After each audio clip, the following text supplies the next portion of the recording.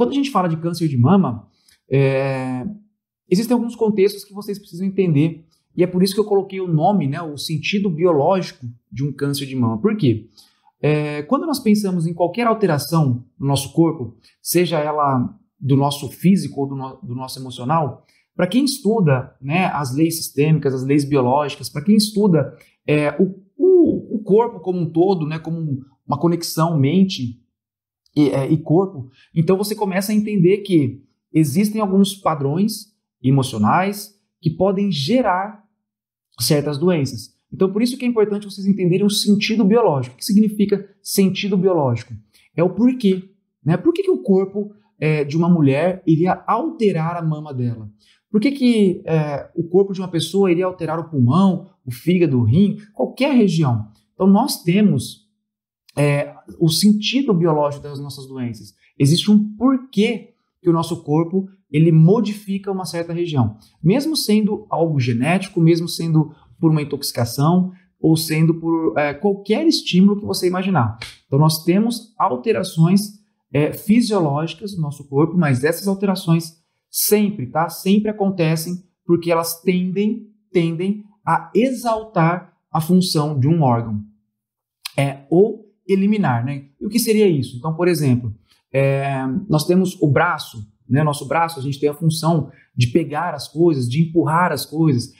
A nossa perna, ela tem a função de, né, nos manter em pé, de nos locomover, de ir para frente, de ir para trás. Então, de mudar de direção, mudar de rumo. Então, se você perceber, todos os nossos órgãos, eles têm um sentido, uma função biológica, uma função para realizar o nosso corpo. O intestino, por exemplo, ele serve para absorver água, líquido e também eliminar, né, aquilo que não serve para o nosso corpo, né? Enquanto o estômago, por exemplo, ele serve para digerir, né, as coisas que a gente come, as coisas que a gente se alimenta. Então, o que eu quero que vocês entendam é que o nosso organismo ele tem um sentido biológico.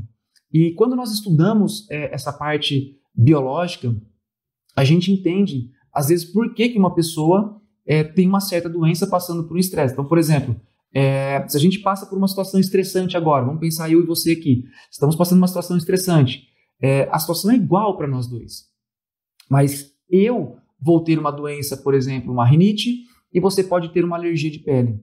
Então, o que faz diferenciar essa doença, sabe? O que determina essa diferenciação entre nós passarmos, né, um estresse juntos e eu ter uma doença e você outra?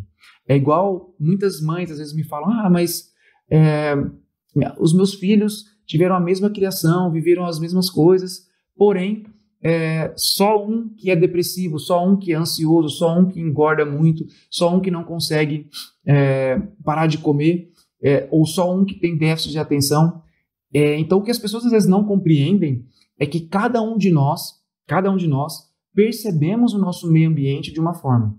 Tá? Cada um de nós temos uma certa percepção de vida. Enquanto para uns as situações são normais, para outros as situações às vezes são estressantes. Só que elas são estressantes com uma certa percepção, uma certa forma de ver, de enxergar, de perceber aquilo. E o nosso cérebro ele vai ajudar a gente com essa modificação no nosso corpo baseado nessa interpretação que nós temos do nosso meio ambiente, tá? Não estamos aqui, quando a gente fala de um sentido emocional, nós não estamos falando aqui que é só isso. Não. Existem problemas do intestino que vêm por intoxicação, existem doenças comportamentais que é por falta de hormônio, isso tem mesmo. Mas é muito negligenciado na área da saúde o aspecto emocional. As pessoas sabem que, todo mundo fala hoje, eu estou muito estressado, né? Nossa, minha vida é um estresse, por isso eu estou doente.